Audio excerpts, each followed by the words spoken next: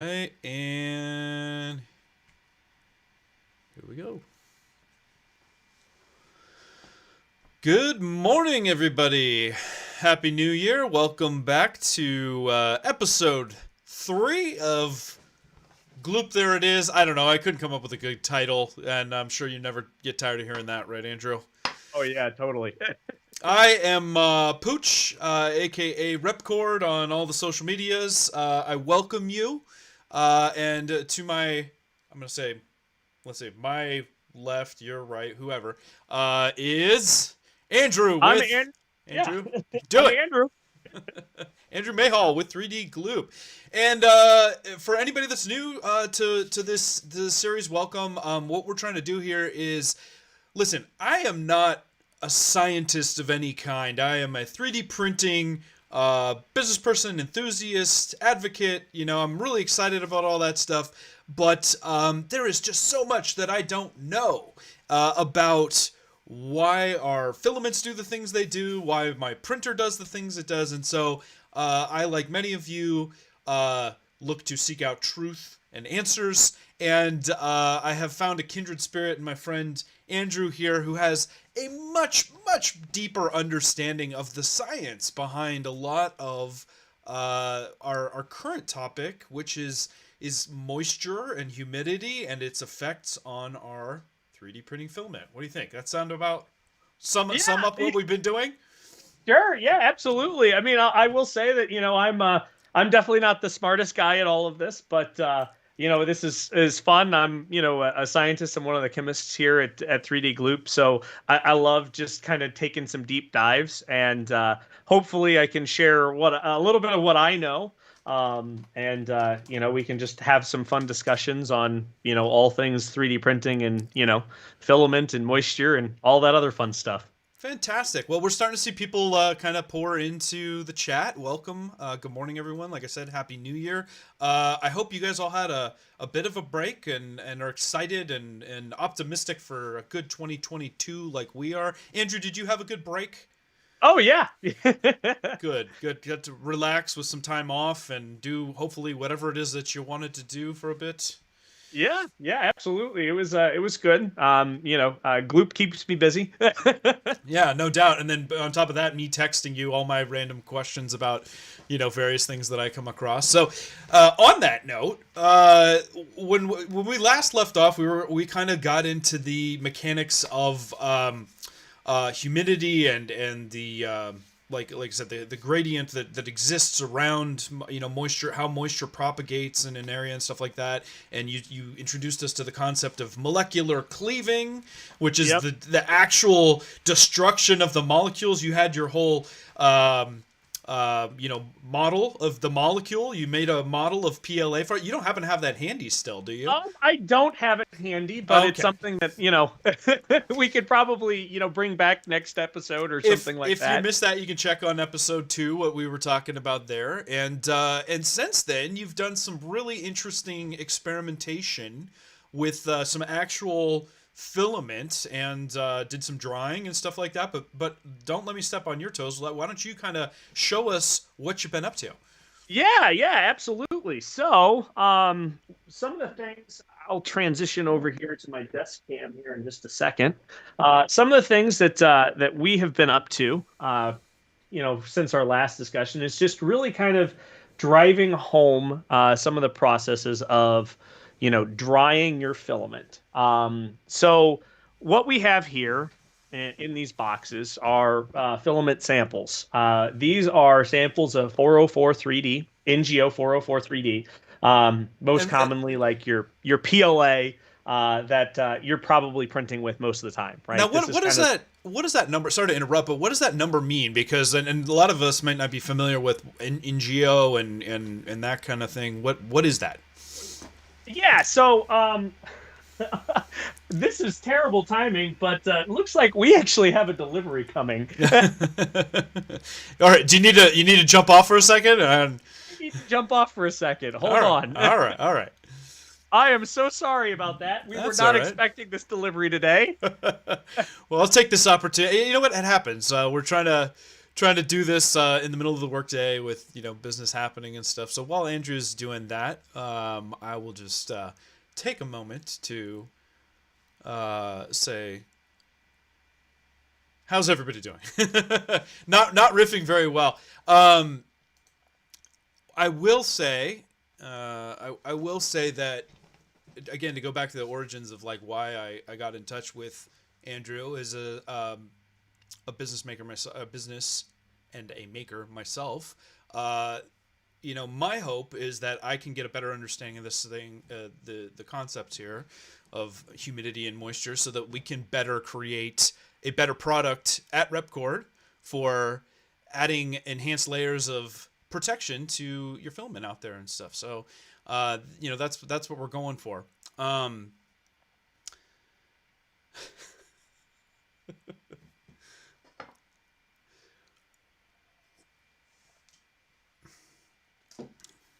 And now the dreaded dead air. What do you guys think of the new ambiance, the environment? I figured 2021. It was time. 2021 was the old times where we had all the junk and stuff in the background, and I'm trying to get up with the times and get this more futuristic vibe going. You guys dig? Hey Tanner, good to see you, buddy. Yes, local maker MI. We are going to be doing a giveaway with Llama in the coming weeks. He has been doing a lot of CNC work. Sorry guys, for anybody tuning in just now, we're pausing just briefly because Andrew had to run off and deal with a delivery that he had just coming in. I know, not ideal timing, but we roll with the punches. Yeah, Llama's doing a giveaway. He's been doing amazing stuff with his CNC. He kind of sent me some photos of some really neat custom wood side panels that he did for the rep box, and so we're going to do a giveaway on his stream. Actually, a giveaway on the next hot makes. So tune into that if you hadn't, if you weren't aware of that coming up. Tanner, snowing like crazy. I know it is storming all around the country, weird places. We got actually the most snow I've ever seen here since I've been here, and thankfully, it was just a light dusting and it stayed for one day, enough for the kids to play with it, and then it melted. But there are still people just 10 miles north of me that have been without power for 2 weeks. Propane shortage, like it's kind of been a bit crazy, fallen trees and stuff. So I hope you guys are staying safe and not experiencing the worst that Mother Nature has to offer in the wintertime. But man, I saw that whole news story about the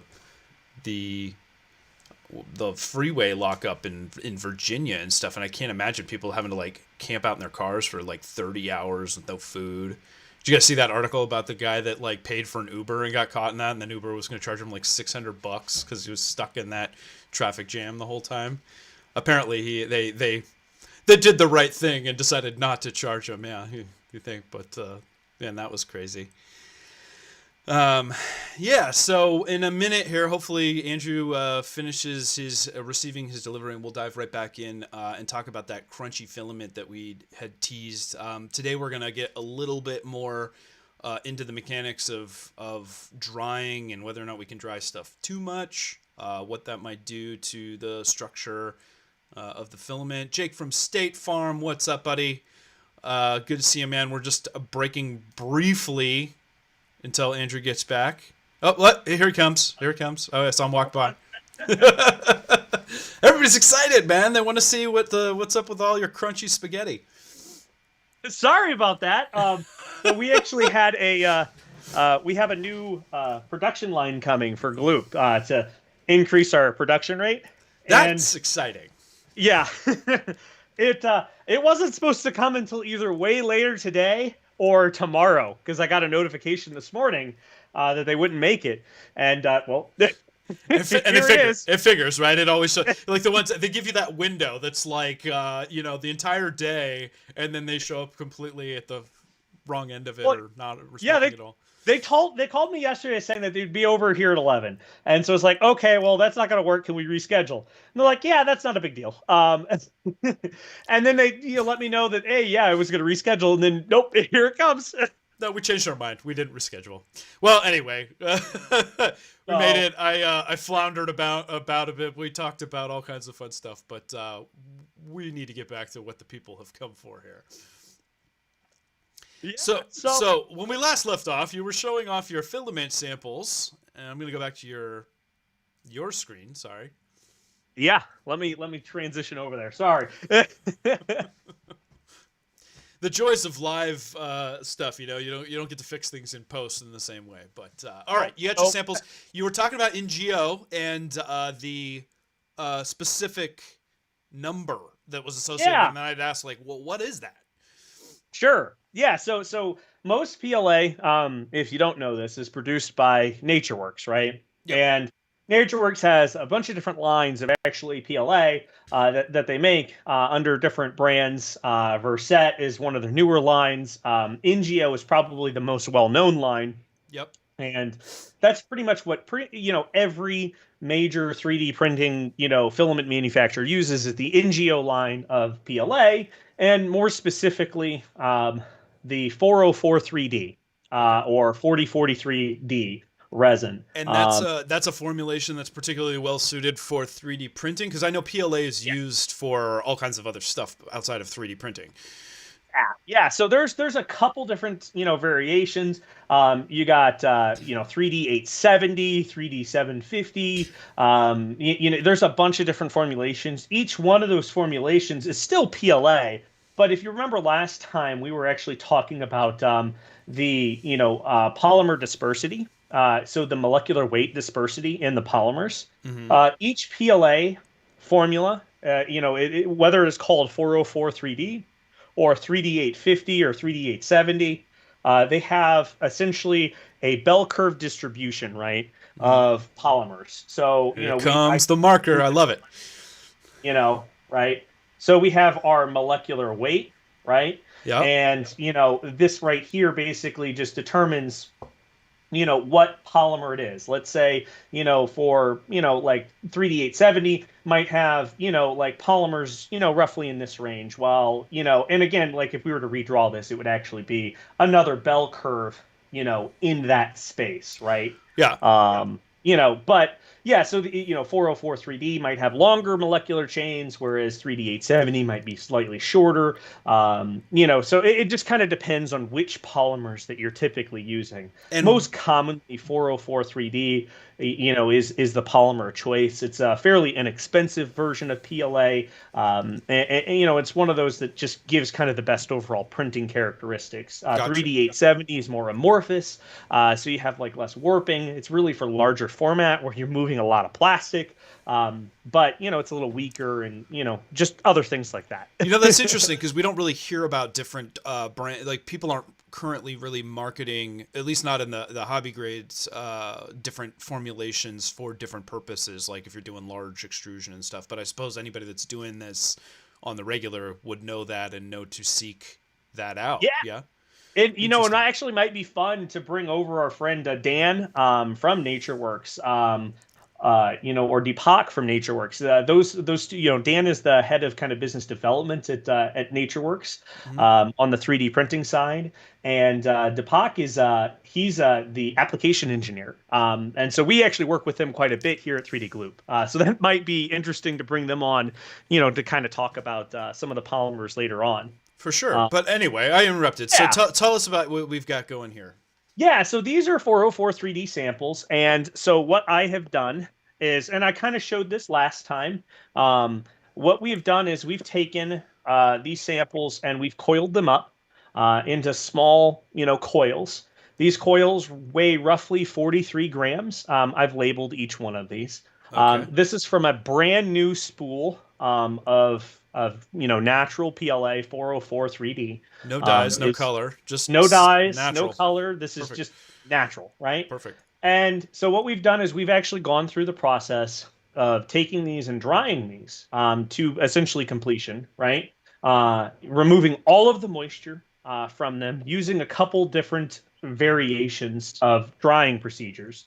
So I'm actually going to transition over to my screen. And what we're doing, so don't worry about this kind of section down here. This is for a later topic. But what we were doing is we were showing kind of the filament moisture content control. So it's basically during, using different drying mechanisms. So this sample, on my, if I transition back, sorry, I'm a. That's fine. So this sample right here was dried using a vacuum desiccator. Mm-hmm. So we pulled a vacuum on this, basically all the way down as low as we can go. And we put some desiccant in that system to help also remove any moisture from the system. And we were able to, let me transition back over. We were able to dry these pretty effectively. So, sample 1, 2, and 3. Are you able to zoom in on that chart at all for us? I don't know if you can see the. No, zoom. Let me see. I think Google Sheets allows for. Well, maybe not. That's fine. It's tiny, but yeah. But why don't you just tell us what you're reading?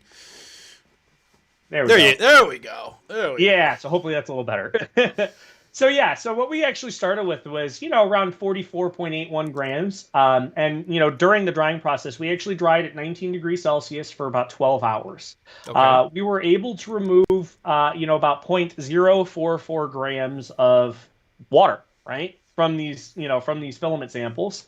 So the average that we were able to remove the moisture content was around, 0.09 or 0.089%. So average was around 0.04 grams of water, 0.038 grams of water in these samples under vacuum desiccation. And this is, and again, to be clear, this is brand new filament. You took it out, but you wanted to kind of dry it to begin with, and less than 1% of its weight of water you were able to pull out. Okay. Yeah. So, and then over here, we will look at our moisture analyzer. So this was the machine that I showed, a couple times in previous episodes. Basically, it's a device where you put your, samples of material in. It heats it up under a controlled drying program.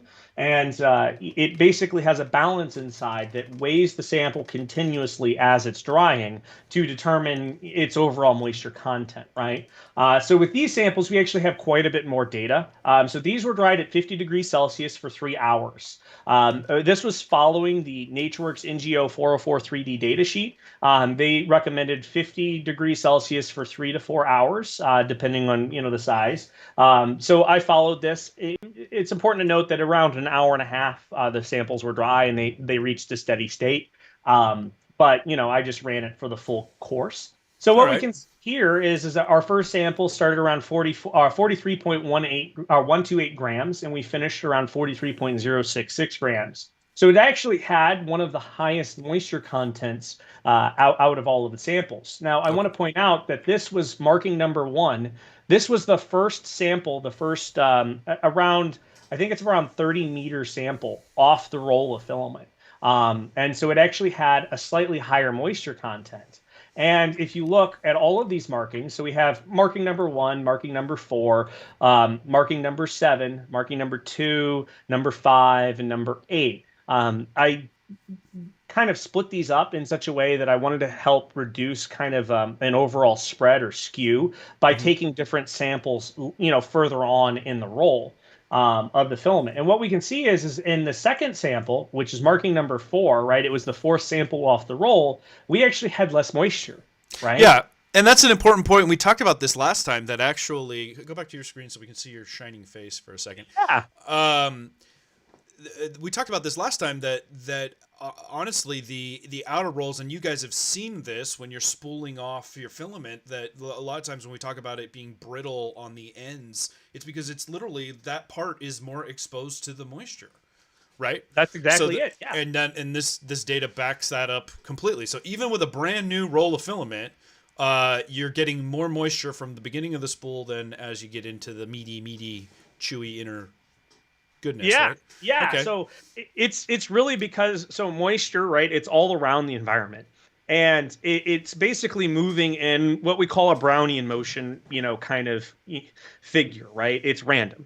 Okay. And these water molecules, they have to bump into things in order to be adsorbed onto the surface of your PLA and then eventually adsorbed into the PLA itself, right? Yeah. So, this process is random and it takes time. And, you just have to kind of wait for it to kind of happen. So on the outer roll of your filament, you're typically going to see potentially higher moisture contents than closer on the inner roll. And so what we actually see here, and I'm going to transition back, Sure. is we see that.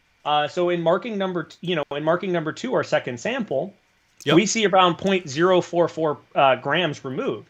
Well, in marking number 4, it's a little bit less. And in marking number 5, it's again a little bit less. And here in marking number 7, it might be a little bit more, but again, we were using an active drying process compared to while yes, vacuum desiccation is still active, we're not adding heat to the system, and this is a slower process. But again, we see that the further and further we go into this filament sample, the less and less moisture we're removing. But at some point, right, we're going to reach kind of an equilibrium. And it's probably around 0.036 grams per sample, or a moisture content of, about 0.08%, from this brand new roll of film. So what you're saying to me is that by the time we get to the really good part of the filament, it's about gone. Like, just when I'm ready for my best prints, I use the end of the film. It lasts the Well, filament. yeah, I mean, I will say that this all of these samples, they were only around, I think I've done like 9 samples, used about half the spool, give or take. Okay. So yeah, they're around 20 meters, I think, give or take, each sample. I didn't measure by meters, I measured by weight. And it's one of those things where I can back calculate, but for us, it doesn't really matter how long it is. If people are interested in knowing kind of the length of which, each one of these samples are, I will absolutely do that math. Not a big deal. Yeah, but so go back to the tubs and what so you got your samples and you did some drying, and then what happened next? Yeah, so let me transition. So I'm going to put these over to the side because, we don't really need them right now. So here's another sample, and here is another, and another, and another. And, these also go with it. So in true science, you've proven that it is repeatable, what you've done, wanting to make sure that we didn't get a fluke sample, and this was all off the same spool? Yeah, so this was all kind of from the same spool. This was actually this was a different spool. But the reason why this was from a different spool is because this process takes time. So this actually started a couple weeks ago. So these were the first samples that we dried, and the first samples that I was demonstrating, I think back in episode 1 or episode 2, where I was kind of demonstrating the moisture analyzer and walking through, the drying procedures and all of that fun stuff. Yeah. But what we've done is when we dried these, we then put these in a relative humidity controlled environment, roughly 35% average relative humidity. And we did that using a desiccator. And I will actually bring that out on screen right now. This Show us is the a desiccator. Oh, wow. So look at that fancy sciencey thing. Yeah, Okay. it's a box, or a glass jar, and I will try and get you a better. Oops. With a big warning. Was it something like warning? Don't let kids climb in here, like you see on all the bags these days. Yeah. So basically, what this is it's a glass vessel, right? Mm-hmm. That has a lower chamber and an upper chamber, and it's separated by a perforated plate. And inside, this environment, we have a bunch of hygrometers. And we'll get into that here in a second. But yeah, so this was essentially our controlled humidity source. So what we did was we put the filament samples inside this desiccator, and we used these things called saturated salt solutions, specifically a magnesium chloride saturated salt solution. And so what we have here this is just another container. It's not an actual desiccator. It's just a sealed container. But we have inside a sample of a saturated salt solution of magnesium chloride in a Petri. That's such a great alliteration. Saturated salt solution. Look at that. Yeah, is there stuff growing? Like a slushy mixture of salt and water. Salt and water. This one, magnesium chloride. Okay. And what that does is it actually provides a relative humidity that's relatively constant at around 33% for 20 degrees Celsius. So these salts, sorry to interrupt, these salts are rated at a specific, so the intent here, these are intentionally designed to create a specific humidity environment for scientific testing purposes, right? Yeah, and so we actually have, at our disposal, quite a number of different saturated salt solutions that we can use, right? So here we have magnesium chloride. Yep. Here's lithium chloride. Okay. Here is potassium carbonate. Now that's a carbonate. It's not a salt, but and it's still one of those interesting ionic compounds that we can actually use and create a relative humidity environment. So each one of these actually has a different relative humidity. So we have sodium iodide, which is a 39% relative humidity. Okay. Potassium carbonate is 43%. Lithium chloride is around 11%. And again, back to our magnesium chloride at 33%. Now, inside our desiccator right now, I actually have regular sodium chloride. And regular sodium chloride at room temperature is around 75% relative humidity. So the point, table salt, sodium chloride. Yeah, table salt. Correct. Yep. Okay. So the point of all of this explanation is basically saying we are able to create essentially perfectly controlled humidity environments. Gotcha. These humidity controlled environments are constant because of the nature of the ionic compounds that are used in the saturated salt solutions. So there's a rate of, I'm going to transition back to myself. There's a rate of dissolution, right? So the material is dissolving into the water, but there's also a rate of crystallization. So the material is falling out of solution and recrystallizing on the salt that's saturated in that it's not able to fully dissolve. Okay, so you've dried out the filament, and now we're putting it in these vessels so that basically instead. So if you were to just leave it out, obviously on a day-to-day basis, our humidity is going all over the place. The idea here is you wanted a good measure of exactly how much moisture was what each of these filament samples was being subjected to again. Yeah, that's correct. Yeah, so basically, I'll transition back over here to our samples, right? Each one of these samples was dried using our drying program, except this one. Okay. This sample right here was just off the spool and then put into our relative humidity environment. So straight from the spool, and it looks like that one doesn't look like it got messed up at all. Yeah, it doesn't look like it, right? Okay. So, yeah. So what's going on here, right? These things literally look like they were crushed or exploded. And so, to kind of explain, I think what's going on is essentially what we've done is when we've coiled these filaments up, it's a really tight bend radius, right? This is a really small spool. Yeah. And so there's actually stresses inside each one of these spools of a filament. And when we dry it, we're removing all of the moisture. And if we remember back, I think it was the second episode, I kind of talked about the self-catalyzed hydrolysis of PLA.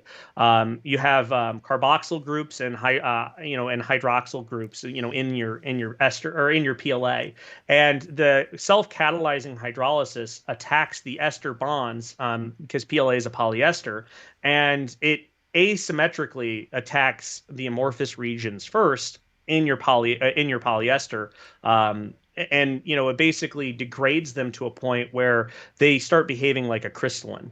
And what we see, I don't know if I think your screen. Let's go back to your other screen. Looks like I think it's kind of music. Yeah. So what's happening is essentially this. Andrew, move your mic over. There you go. Yep. Essentially, what's happening is this filament is basically degrading. We have molecular cleaving going on, and around that tight bend radius, we actually are seeing the PLA break down and literally form smaller and shorter polymer chains. Again, like we talked about, there's a distribution curve, a polymer dispersity, if you will, in your PLA. Okay. And every time you're drying these filaments, you're actually removing all of those hydrogen bonds that are formed. And some of these hydrogen bonds, they're just the water's just kind of hanging out next to the filament. Most of it's going to be on the surface, but sometimes it's made its way into the core of the filament, and it's just kind of hanging out there. And as you're removing this moisture, you're basically opening up all of these regions for water to come back in. And when it comes back in, you have the potential of catalyzing it basically self-catalyzes a hydrolysis reaction in which you can actually degrade your polymer over time. So there is a point at which you dry your filament too much. So right from the manufacturer, we see that there is moisture in your filament. That's normal, right? That's normal. Right. We actually want a bit of moisture in your filament.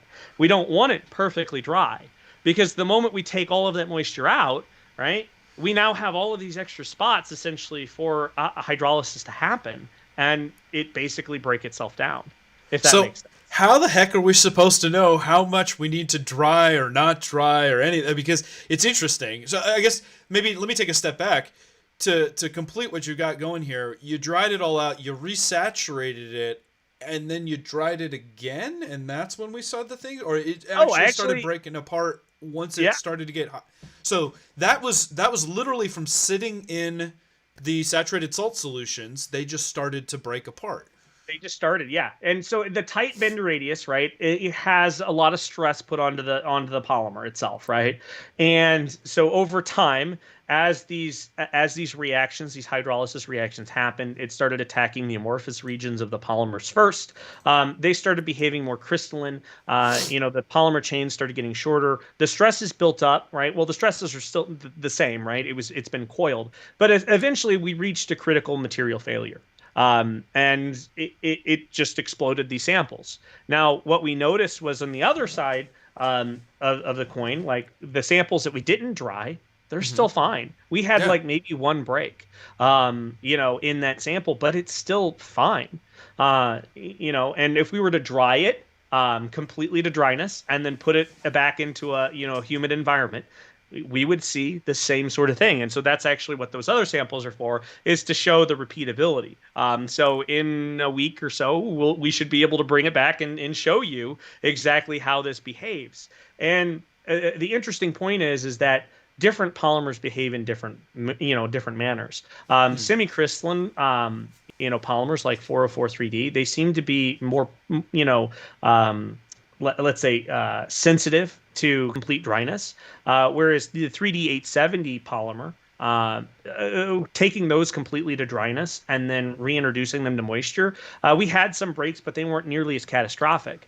And the reason why is that they're mainly amorphous polymers, and so the stresses aren't propagating throughout that monofilament itself, and it's just, while the hydrolysis is able to happen at technically a quicker rate in the amorphous ones, the chains are already smaller. So the difference between a chain that's 400 units long and 200 units long isn't as big when you're dealing with smaller chains like 50 units and 75 units or something like that, right? That's really interesting. So I guess to break it back down into, what does that mean for us as people that are excited about 3D printing?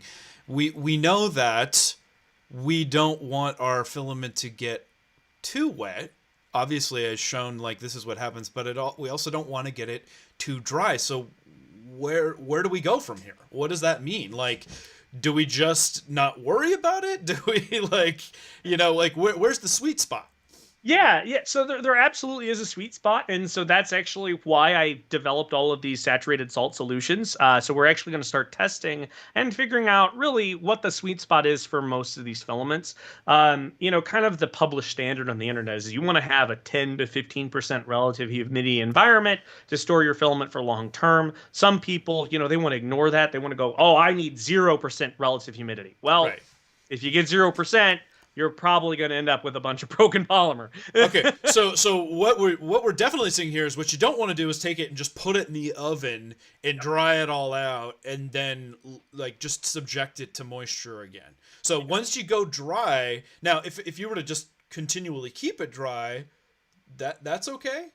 Yeah, so in theory, if you were to dry your filament and then keep it dry, it technically is going to be fine. It's going to behave very similarly to how it was. Yes, it might be a little bit more brittle in some cases, but generally speaking, you haven't degraded the polymer at that point. But essentially, what you're doing is you're setting yourself up for potential failure down the road, in that you've removed all of the moisture, and so once moisture is reintroduced into the system, there's a reaction that's going to happen that's irreversible, right? It's a hydrolysis reaction, and you can't just re-dry it. Like if you re-dry it, that's fine. You're going to remove that extra moisture, but you've irreparably damaged your polymer. So we're Each going time this process happens, you Yeah. damage it a little bit more, and a little bit more, and a little bit more, right? But it's not the drying that's damaging it, it's the reintroduction of the moisture. So it's the amount of work required to keep it dry once you go that way that becomes problematic. It sounds like. Yeah, so Interesting. these samples right here that we've dried, like these have been dried. Well, my camera's gonna blur. They're But censored. but yeah, these they samples are have been naturally naked, so we can't show you. Yeah. dried. So these samples have been dry now for almost a week, but they've been kept in a sealed environment, right? Now, yes, there's moisture that is going to permeate through the plastic, but they're still dry right now, and they haven't exploded. They haven't broken apart. Yet. Yeah. Yet. Yeah, so the moment we introduce it back into a human environment, we can start to observe this molecular cleaving that's going on. And so it kind of depends on the relative humidity. I chose 35% because that seems to be average for my location. We're based out of St. Louis. Yep.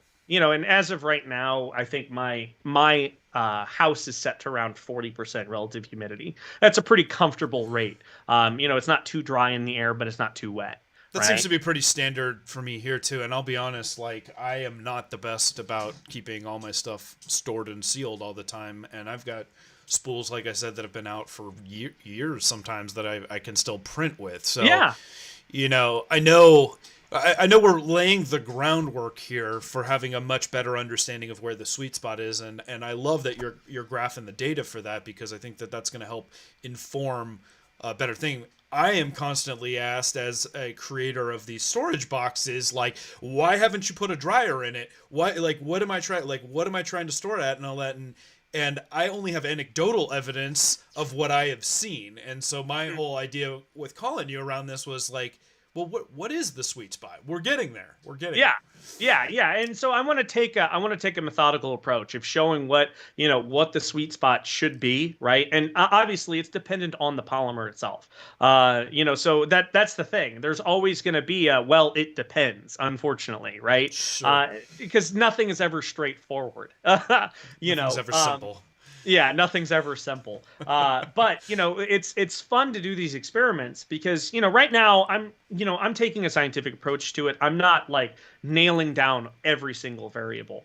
But what I'm just trying to do is just provide enough evidence to show like, okay, hey, maybe let's rethink some things of how we actually store our filament and just have a discussion about it, and then start figuring out, okay, are there better ways to actually communicate this? Sure.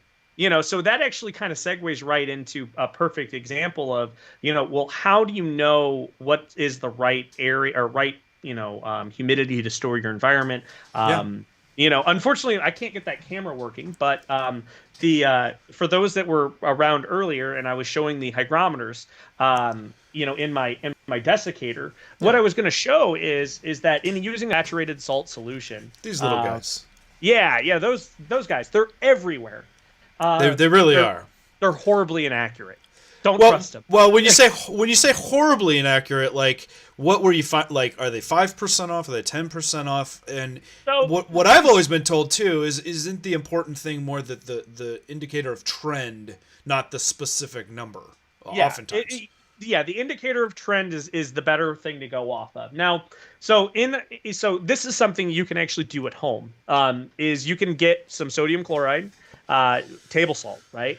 and you get some distilled water, and you'll mix them together. You'll keep mixing salt in until the salt no longer dissolves. Okay. You can go for a slushy mixture. That's kind of the best thing, where you have quite a bit of excess salt. So you see a little bit of that salt on the bottom or whatever. Okay. Yeah. So basically, you've created a saturated salt solution, and that no more salt will dissolve into the solution for that given temperature. Then you can take your hygrometer and you can put it in a bag or a clear plastic container, something that's airtight, right?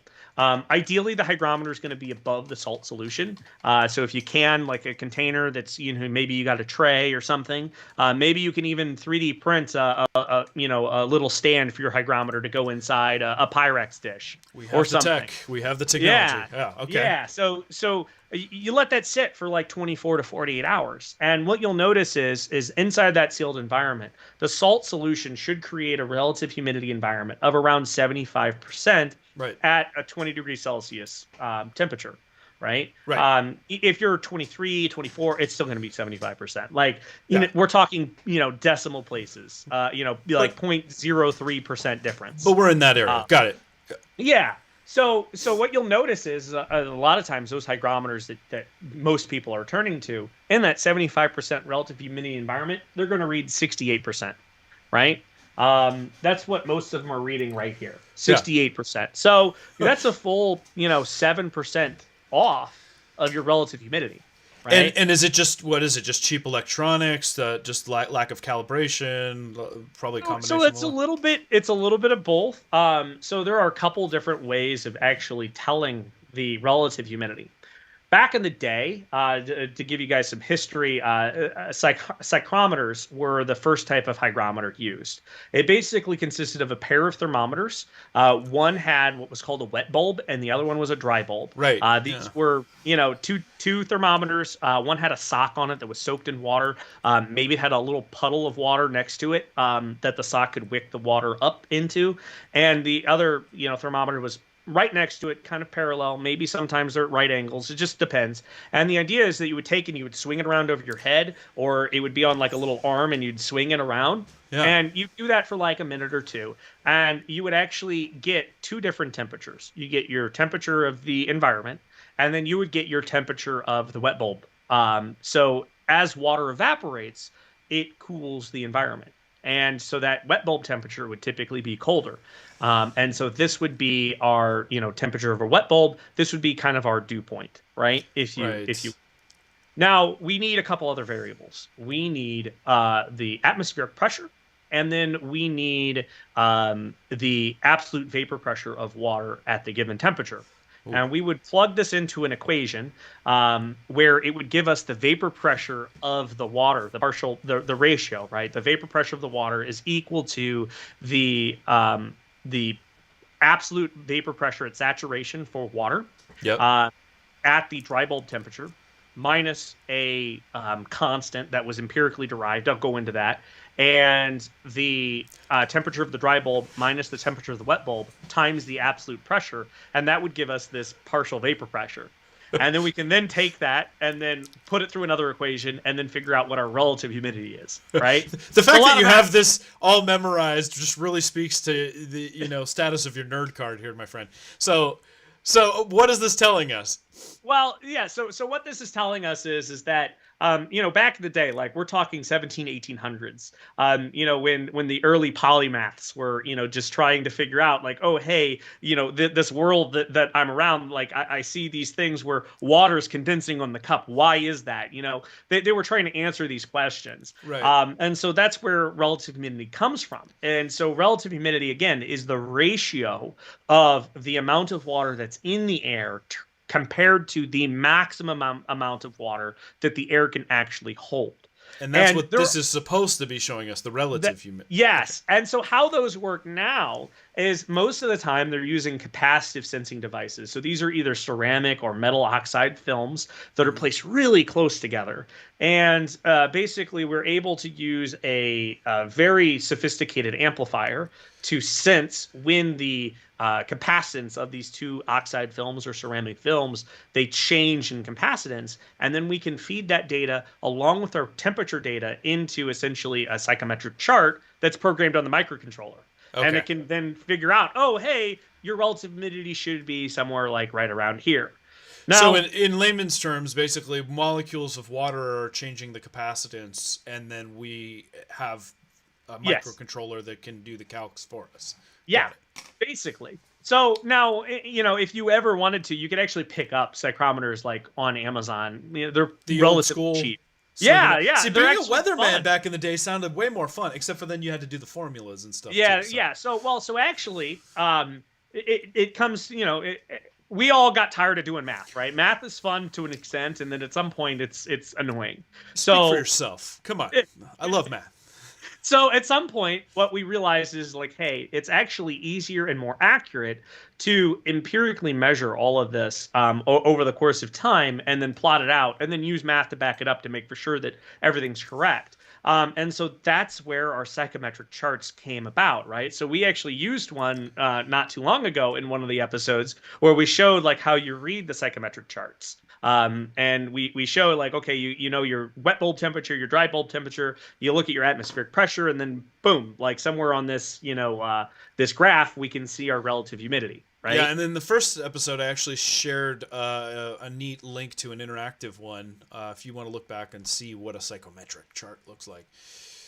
Yeah. So basically, that's kind of how it's still done today, and you can actually very easily do that. So it's always kind of fun just getting one and actually going through that whole process, and learning about it. So the reason why there's still some ambiguity there, like, is that there are a ton of different equations. So I mentioned, when you're doing the relative humidity calculations, the psychometric equation. Yep. There are approximations for calculating the saturated vapor pressure of water. Yeah. Like, even to this day, we don't have that exact. It's kind of funny to say that, but we don't. We have several different types of equations. I think the August equation, the Magnus equation, I think.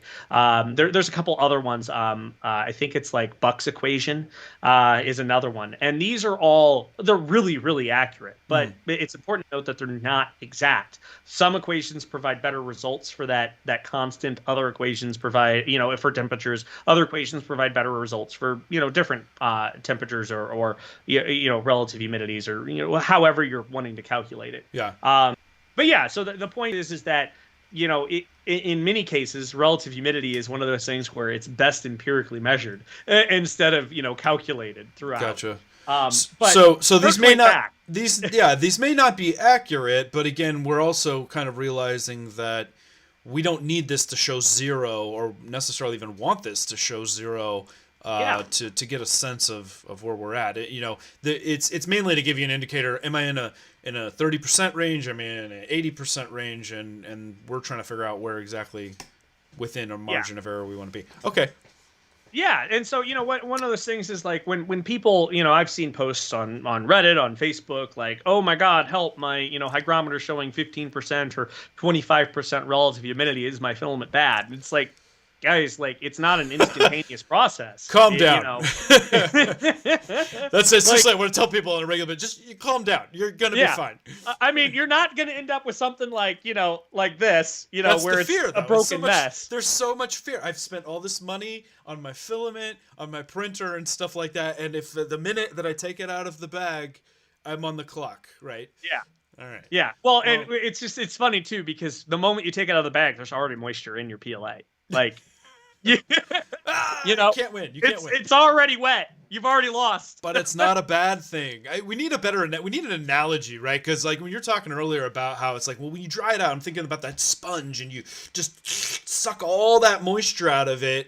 It almost like gets to the point where you're like, okay, like if I keep it this way, that's great. But then it's never the same, once it. I think it was a clothes washing analogy, right? Your clothes, when you wash them over and over and over again, they just start to get not as great. Yeah. And so one of the other things that we're doing with these saturated salt solutions are we're taking these samples and we're going to put them right out of the bag into the saturated salt, containers, right? The relative humidity environments. And we're going to see how long it takes for one, them to absorb that moisture, right? And then two, can you actually notice the difference? Like, is there way in which you notice the difference. Where's that line? And I've already done some testing, and it's pretty funny because the Teaser. difference is very, very, very small, and it's almost imperceivable from a wet filament versus a dry filament. Like you're splitting hairs at some point. Now, yeah, you soak your filament in water and you leave it there for a long time, you might notice a difference. Well, okay, and I'm glad you mentioned that because there's been a lot of people trying to talk about. Tom Sandlatter did a thing where he just like threw filament into a bucket of water and all this stuff, and like there's just a lot of pseudoscience, a lot of speculation happening around it. What are we learning here, and where are we going? Like, how can we do better? Yeah. So I mean, that's what I'm just for me, I'm just trying to document the process at which I'm doing, and I'm trying to make for sure that I have some control groups, right? So that the biggest thing is I don't want to take a bunch of different types of filament, right, and then run it through because then I have too many variables. Sure. I want to have consistent filament that I'm able to measure, right, and then I'm able to say, okay, well, this is from the same spool. It was introduced to a relative humidity environment and under these conditions, right? I control all of the variables I can. And I want to just kind of just shed some light on that scientific process. I'm not trying to do it exactly perfectly, like a blind study, double blind study. Or I'm not trying to like remove any bias or anything like that right now. I'm just trying to say, okay, hey, this is what I'm doing. This is what we're seeing, right? And the results are honestly quite surprising, at least to me, right? So taking this filament and exposing it to water, letting it absorb moisture, and being able to measure that moisture using scientific equipment, and then seeing the results on a 3D printer, like there's almost indistinguishable, like from a wet filament versus a dry filament. Yes, there are some stringing, some things like this, but it's not nearly as bad as you would think. Interesting. And so what I'm starting to hear is that we don't want to be storing it, at least in the case of PLA, we don't necessarily want to be going to 0. We don't really want to be up at 80% either. So it's like we kind of can see where we're heading, with this, and then time is the real X factor here, right? It's for like how long and what kind of swing are we seeing? Like, are we trying to just like maintain some stable like target over time as best as possible? Yeah, I think that's what I really want to kind of figure out for everyone is like, okay, maybe that 10-15% is accurate, right? Maybe that's what everyone wants to be at. But, at the same time, again, there are so many other variables that so many people just kind of either gloss over or they don't even potentially think about. Sure, right? sure. And just trying to shed some light on those variables and say, okay, well, now that we've done this, right, are there better drying programs that we can use? Say our filament is wet. Is there a better way we could actually go about drying it? Like, don't shock dry it. Like, we're not just trying to like dump a bunch of heat and get it to 0. Yeah. Like, maybe just more gradually, and maybe then like just hold it not all the way at the bottom. That's interesting. So some interesting results so far. I can't say for certain this is going to hold up, but vacuum desiccation seems to be a better method of drying. It takes longer. It's a slower process, right? Because again, we have to wait for that water to slowly diffuse out of the filament and then into the environment for us to then remove it through a vacuum system or from a desiccator that has a higher water activity that wants to hold on to it more. Yeah. But yeah, overall, at least what I'm seeing so far is that a filament that has been dried in vacuum desiccation doesn't experience this behavior as bad. It still experiences this behavior once it's completely dried, but it's not nearly as bad. And so the reason why I think that is again, when we're talking about a semi-crystalline, polymer, when we're heating things up, when we're increasing the overall temperature. While some polymers don't get to their glass transition temperatures, others might get closer. Again, we have a dispersity of polymer chain links. And, we can have the drying program start essentially recrystallizing this polymer. And, it can actually it could accelerate the degradation process, right? Interesting. There's a lot of variables, right? So when we add energy to a system, we're adding variables. Right. Well, and like we said before, there's a lot of different ways to dry filament as well, to heat, cooling, like the way we can control moisture. So this is interesting. So this is the basis of some interesting stuff. So tell us, we're coming up on top of the hour, but what's next? Yeah, so I think that what's next is hopefully I can show just some of the results, like some of the early results of the drying procedure exposed to humidity, what that does to the filament, and then from there I think it's going to be just starting to do a lot of iterative printing and just saying, okay, where is the line drawn of when you can detect a wet filament, right? Yeah. Is it at 0.1% moisture content? Is it at 0.15% moisture content? Where's that line at, Yeah. right? Yeah. And it's quite a bit higher than I would have thought. That's really interesting, and I really look forward to seeing some of that. And I know a lot of people here do too. Like once we can get some tangible, like look at this print, look at this print, look at what we're getting here too. Because obviously, Yeah. we understand fully that if we get to a point of mechanical failure, like you show here, where we can't even run it through the printer in the first place, that's no good. But now, how do we dial in on that sweet spot? Yeah. Yeah, and again, like I'm not going to deny that some people, like when you're printing filament, you can absolutely detect when you're printing with a wet filament. Sometimes with PLA, right? But most of the time, we see this in PETG or polyamides, right? Where we can detect the presence of water because we see literally boiling happening inside the hot end, right? And it's Right. letting out bubbles. PLA, some cases can do that, but most of the cases it's probably not going to bubble. It's not going to spit. I've seen it when we've submerged the filament in water for hours and hours and hours, and we're talking, it's got like 0.3% moisture content by weight. Yep. Like it's a lot, but yeah. Well, listen, before we go, I want to take one kind of comment from the chat here. Chief mentions, when filament is extruded at the manufacturer, oftentimes, very typically, it's drawn through a water bath as part of its process, right? And so, the filament's relationship with moisture, is there from the get-go. My question, is seeing that and saying, like, is that what's injecting water into that? I mean, obviously, the reason that we draw through a water bath, we want to cool it down so we get a consistent extrusion and stuff like that. But is that creating a problem from the get-go? I wouldn't say it's a problem, but yeah, it's essentially what establishes the relationship of water and your filament from day one, right? The moment that filament is produced, it already has a relationship with water. You trying to split up that relationship, you're just coming in there and causing a bunch of problems for everyone, right? Don't mess with the system, is what you're saying. Yeah, well, I mean, it's like, it's kind of silly, but it's like, it's your best friend and their girlfriend or their boyfriend. Like, why get in there and try and mess with their relationship? You're just going to cause a bunch of problems, right? That's funny. You I might be successful, but maybe. I do know I've seen extrusion lines that don't use a water bath. They'll use air. In fact, I think Protopasta would show off at when they took their extrusion line to IRF a couple years ago. They were using air. Is that better?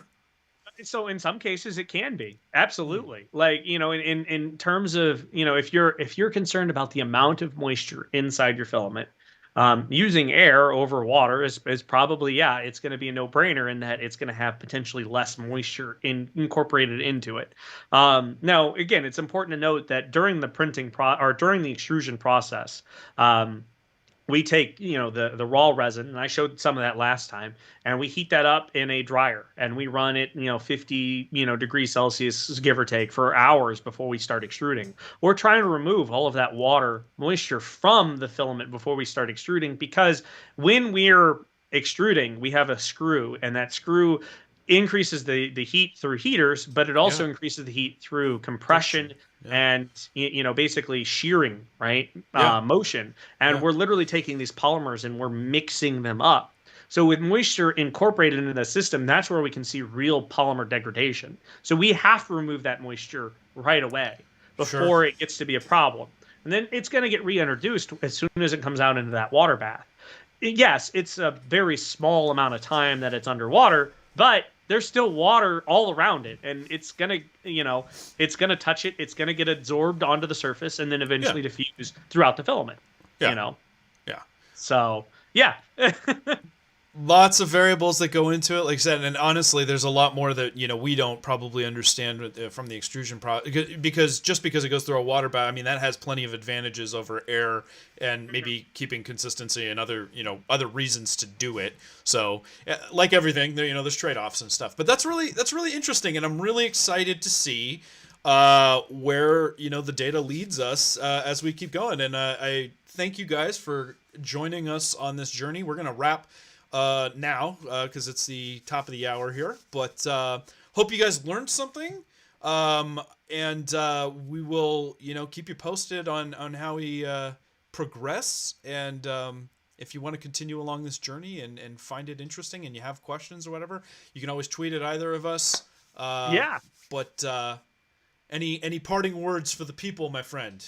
Yeah, this is fun. I mean, if you have questions or thoughts that you want to share, please share them. Again, I don't want to claim to be an expert here. I have some knowledge on some of this stuff, like how it works. And humility is gross. Come on, you're about as expert as it gets on a lot of this stuff, though. There's going to be some things that I'm absolutely going to get wrong, right? And I just want to say that right now. So please, if you have any sort of comments or whatever, I'd love to hear them, because it's ways that's going to help me learn a little bit more, right? I love, like, with 3D Gloop, right? Yeah. I love hearing critical feedback too. So if there are things that I could do better at explaining, please let me know. I'm again not really used to trying to teach some of this stuff, but it's fun. It's not easy. It is fun, and I think your point is well taken. That the whole point of this, guys, is that this is an exploration for the both of us, and we just wanted to share the opportunity for you guys to come along if you're interested in it as well. Really, we're hoping that the content as we go and stuff can be evergreen and accessible to people, just so that there's more resources out there and hopefully more information around something where I think we kind of make a lot of assumptions and have been a lot of guesses. So we're not, you're absolutely right. We're not touting ourselves like, hey, we're the experts and we're here to tell you. I would never want to say that. But we're both really interested and passionate about it, and I hope that it's useful to you guys as well and exciting to you as well. So, well said, my friend. Awesome. Well, until next time, I look forward to going digging in on the charts a little bit more, and hopefully we can get some prints out, and we'll have that to look forward to. So stay tuned, watch for that. We'll and if you're not following both of us on Twitter, I don't know how you found us if you're not, but if you're not, go to Twitter, follow Repcord, REPKORD, and 3D Gloop. 3D Gloop, common spelling, GLOOP, for more, right? Yep. Yeah. Awesome. Until then, Pooch and Andrew signing off.